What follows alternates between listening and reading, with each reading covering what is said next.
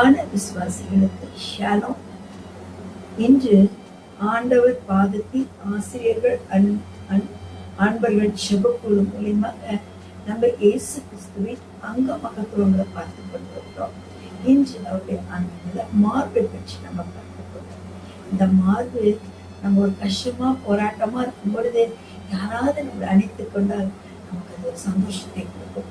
பிறந்த குழந்தை அழும், அதை நம்ம கட்டி அணைத்து மார்போடு வைத்துக் கொண்டா அதுக்கு ஒரு செக்யூரிட்டி கிடைச்ச மாதிரி அது அப்படியே சந்தோஷத்துல மகிழ்ந்து இருக்கும்.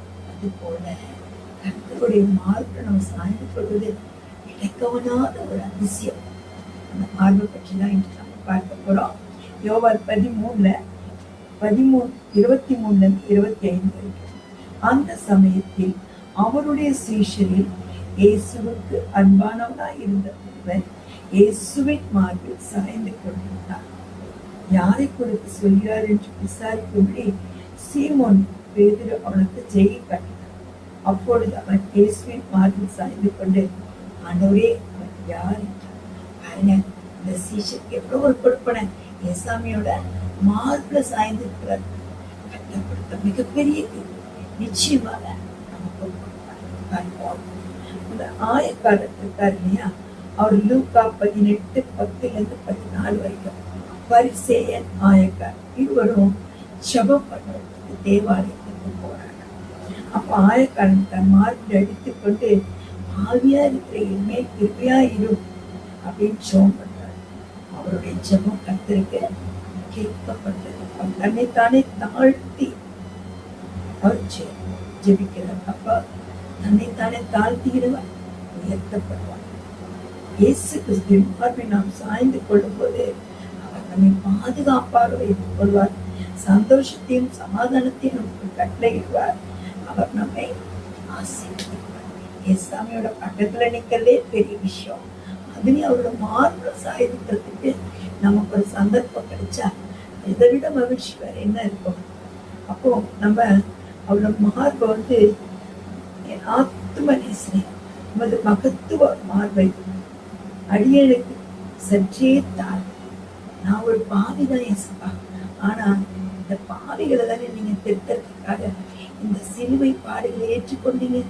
இந்த பாவிக்கு மார்பை சாய்ந்துக்கிறதுக்கு ஒரு இடம் கொடுங்க ஏசப்பா அப்படின்னு கேட்கும் பொழுது நம்ம சொல்றோம், நானும் உண்மை அன்பு கூறுவேன்.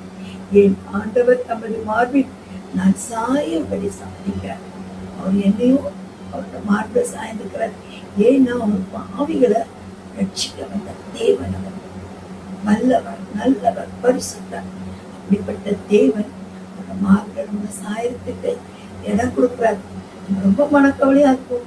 நான் ஒரு பாவி, நான் எப்படி இருப்பேன், எப்படி இந்த உலகத்துல அவர்கள் எவ்வளவு போராட்டத்தின் மத்தியில அப்படி நம்ம யோசிக்கும் பொழுது மார்போடு அணைத்து, என் மகளை கவலைப்படாதே, நான் உன்னை அணைத்து வைத்திருப்பேன் என்று நம்மை தட்டி கொடுத்து நம்ம என்கரேஜ் பண்ணுவார். ஐயோ, யோவான் அப்போஸ்தலர், நீ சற்றே ஒதுங்கும். நீ ரொம்ப நாளா ஒரு மார்பை சாய்ஞ்சிட்டு இருக்கீங்க, கொஞ்சம் ஒதுங்குங்க. எனக்கும் ஒரு மார்பை சாய் கொஞ்சம் எனக்கு. நானும் நோயாளி, உண்மையும் களைத்து போயிருக்கிறேன்.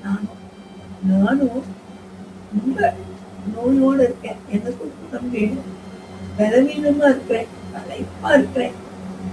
அதனால என் ஆத்மநேசரோட மார்புல எனக்கும் சாயத்துக்கு இடம் கொடுக்கன்னு நம்ம யோவான் கிட்ட கேட்கறது போல இயேசுப்பாவும் அவரோட மார்புல அனைத்து கொடுக்க, அவருடைய மார்பு கிடைக்க நம்ம நிச்சயமாக நம்ம அவரை தேடி போகணும். ஏன்னா அது ரொம்ப மகத்துவமான மார்பு இல்லையா. நம்ம இதயத்தில் அவர் வைத்திருக்கிறோம். என் இதயத்துக்குள்ள வந்துருங்க, நீங்க உட்கார்ந்துக்கோங்கப்பா.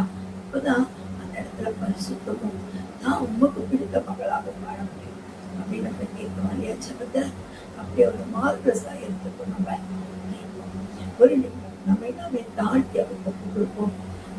ஏசப்பா, உன்னுடைய மார்பு எவ்வளவு பெரியது சுவாமி. பாவிகளை அணைத்து வைத்திருக்கிறீர் அப்பா. அப்பா, எங்களை உங்களுடைய பக்கத்துல வைத்திருக்கிறீங்களேப்பா.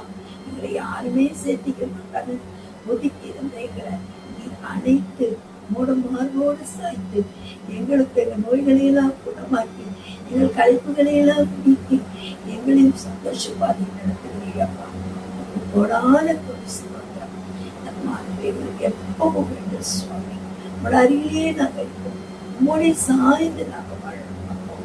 எத்தனை போராட்டங்கள், கஷ்டங்கள், வேதனைகள் வந்தாலும் அதெல்லாம் எங்களுக்கு பனி போல ஒழுகி எங்களுக்கு தைரியத்தையும் நம்பிக்கையும் விசுவாசத்தையும் தருவது சிறிதும் சந்தேகம் கிடையாது.